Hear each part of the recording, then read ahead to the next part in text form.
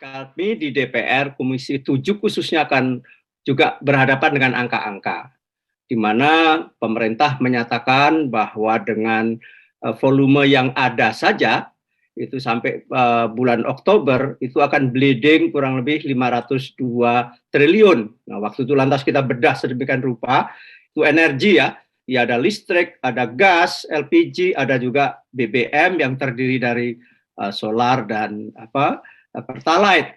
Maka kita menghitung, kita utamakan waktu itu kita hitung, kalau begitu kalau sampai bulan Oktober tambah dong, kan APBN tahun 2022 itu sampai Desember, 2 bulan lagi, maka kita usulkan untuk menambah volume. Itu yang ini supaya clear ya, di Komisi 7 yang juga waktu itu memutuskan tentang BBM ini. Maka untuk solar nambah 2 juta kiloliter menjadi 17 juta kiloliter kurang lebih, karena semulanya 14,9. Nah, untuk di Pertalite yang semula 23,04 juta kiloliter ditambah 5 juta kiloliter. Nah, itu dulu.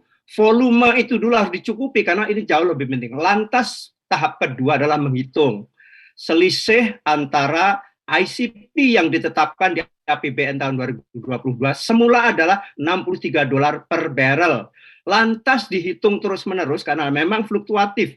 Tapi ICP itu rata-rata misalnya dihitung setiap bulan. Maka ketemu angka, sekali lagi nih ketemu angka, bahwa kalau tidak dinaikkan maka akan bleeding sekian-sekian. Itulah paparan dari pemerintah. Maka DPR mewanti-wanti. Oke, kalau mau naik, pertama tadi kan syaratnya, syarat dulu volumenya harus dipenuhi supaya tersedia, karena ini menyangkut tentang affordability, bahwa ketersediaan itu menjadi penting.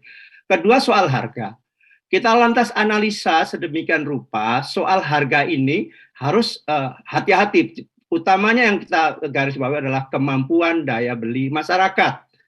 Mengingat bahwa implikasi dari kenaikan BBM sudah bisa dihitunglah sedemikian rupa. Naik 10% kurang lebih akan menaikkan inflasi 0,5%.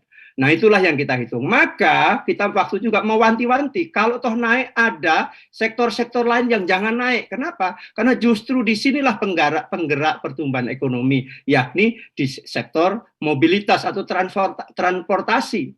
Maka waktu itu kami setuju naik BBM dengan catatan, satu, bantalan sosial harus diluncurkan dulu.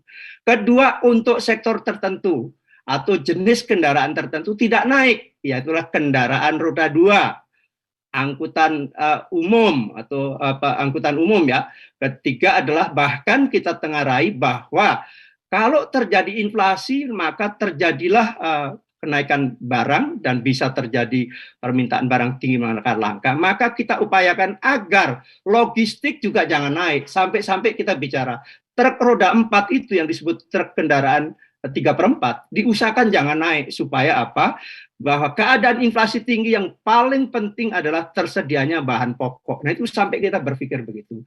Jadi kami waktu itu mewanti-wanti kepada pemerintah, karena memang harus kita akui pemerintah juga masih punya ini kan Perpu 01, mau berbuat apapun bisa, ya DPR hanya memberi pertimbangan dengan penekanan-penekanan yang sangat.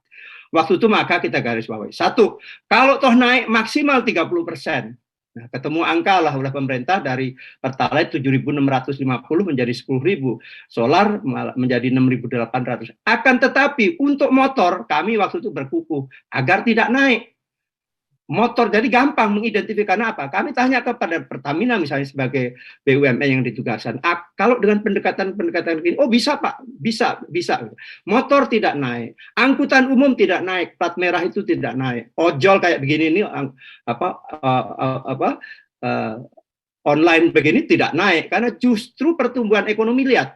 Pertumbuhan ekonomi 21% itu adalah mobilitas, artinya harus kita pertahankan. Mobilitas masyarakat ini harus kita pertahankan supaya apa? Pertumbuhan ekonomi yang menghantam urat nadi logistik itu adalah tidak terhantam. Maka itulah. Tetapi lantas bahwa skema dilakukan juga, ada BLT sebelum diluncurkan kenaikan BBM, tetapi untuk kendaraan motor, Dan untuk transportasi dan sebagainya, Sri Mulyani mengumumkan bahwa itu adalah di 2% di transfer daerah, dan itu mekanismenya saya kira rumit. Bayangkan kalau hari ini motor atau ojol tidak naik, transportasi umum tidak naik, maka kenapa motor? Ya motor saya kira kita semua tahu itu adalah motor hari ini selain transportasi juga alat produksi untuk masyarakat seperti bapak-bapak tadi yang disampaikan. Kenapa angkutan umum?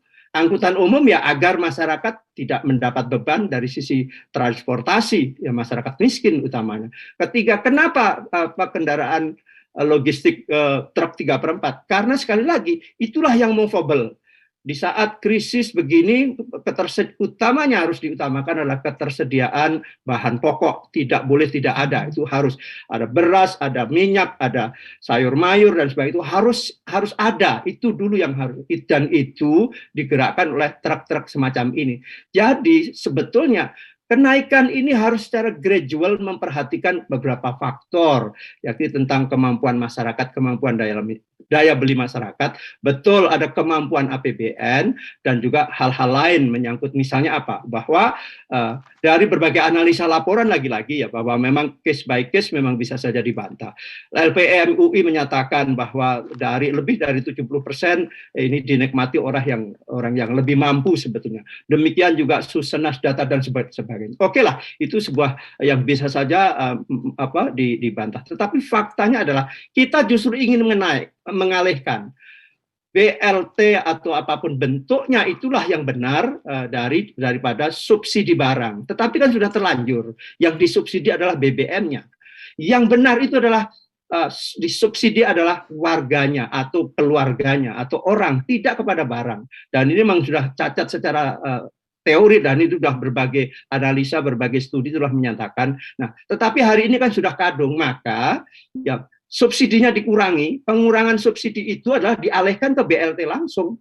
Nah, dan itu janjinya pemerintah dan itu akan kita kawal. Jadi kalau toh naik hari ini dan menjadi beban, nanti selisihnya kenaikan ini akan betul-betul disalurkan ke menjadi bantalan sosial. Bahwa sebelum naik pun udah kita syaratkan harus ada bantalan sosial. Itulah kurang lebih reasoning kenapa kami di Komisi 7 terlebih khusus adalah setuju bahwa BBM naik. Nah, saya kira itu. Mungkin di situ ada juga Bung Ahdian ya yang Komisi 7 juga bisa menambahkan. Baik. Saya kira itu Bang. Ya. Baik, sampai ketemu. Ya. Pak Ketua Komisi 7.